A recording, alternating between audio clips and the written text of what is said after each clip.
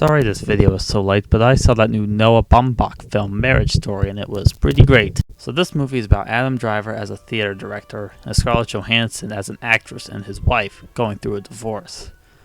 Now this is the first real movie I've seen from Noah Baumbach.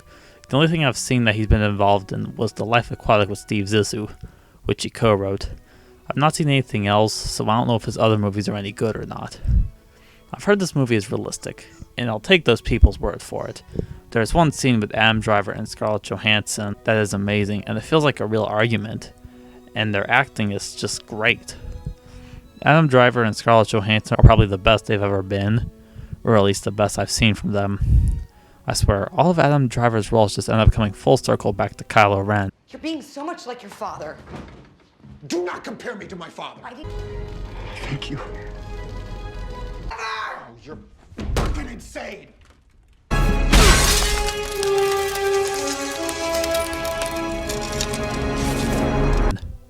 Scarlett Johansson is fantastic as well. I mean, the scene with her and Adam Driver's argument, she looks like she's trying so hard not to break down. Same with Adam Driver. The other cast is good too, like Laura Dern, Ray Liotta, and Wallace Shawn. But they got nothing on Adam or Scarlett in this movie. People are saying how emotional this movie is, and they're right. I didn't tear up or anything, but there are two scenes that are pretty emotional. One being the fight I mentioned earlier, and one at the end where Adam Driver is reading the essay Scarlett Johansson wrote about him in the beginning.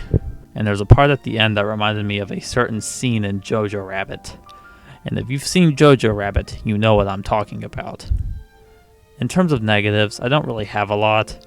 Adam Driver has a musical number that doesn't really have any effect on the plot. And this really isn't a negative, but I feel like the movie would have had more impact if I had seen it in theaters rather than... I've really got nothing else to add. Marriage Story is fantastic, so my top 5 movies of 2019, and I'm going to give Marriage Story 4.5 out of 5. And the next movie I saw was Frozen 2, and it was surprising. I watched the first Frozen the same day I went to see this, and I found it pretty overrated. It's nothing special. The twist with Hans just comes out of nowhere. If Elsa didn't keep running away, the movie would be much shorter, and Olaf is rather ear-grating, so yeah, I'm not really a fan of Frozen. I originally thought about seeing this, then later decided not to because of the reviews it was getting, but I recently got offered the chance to see it in theater, so I did, and to my surprise, it's honestly not that bad. It's not great, but I would say I liked it a bit more than the original. I liked the story more, I thought it was more interesting, a bit more mature than the original. I like that it adds to the world of Frozen. I like the voice acting. I probably won't remember the music, but it doesn't all just sound like generic pop music. I do have issues with it though. Trolls from the original show up just because they were in the original. Olaf really only has one funny gag in the movie, and it's where he's telling the story of Frozen as a stage play. I thought Kristoff's song was a little unfitting. Don't get me wrong, I enjoyed it, but an 80s power ballad isn't quite fitting with the other songs on the soundtrack. And speaking of Kristoff, his subplot where he tries to propose to Anna just wasn't interesting.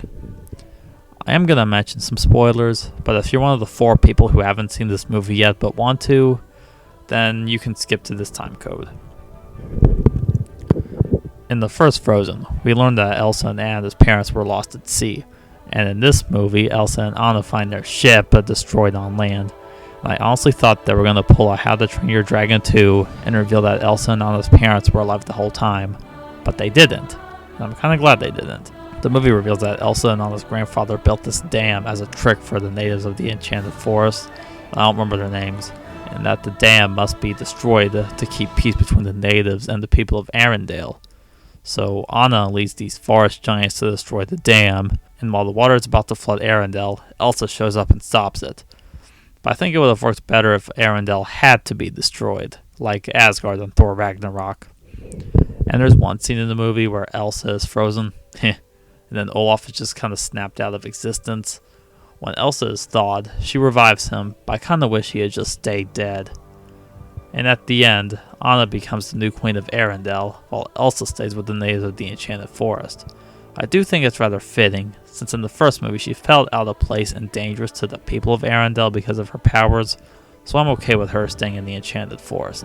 Okay, I'm done with spoilers. Frozen 2 really isn't that bad, to be honest, and I actually like it more than the original. I don't think I'd watch the original Frozen again, but I do think I would rewatch Frozen 2 and probably buy it. And I'm going to give Frozen 2 3.5 out of 5. If you've seen either Marriage Story or Frozen 2, tell me what you thought in the comments, and I'll see you sometime with a review of Star Wars The Rise of Skywalker and a ranking of all 15 Star Wars movies. Yes, you heard that right.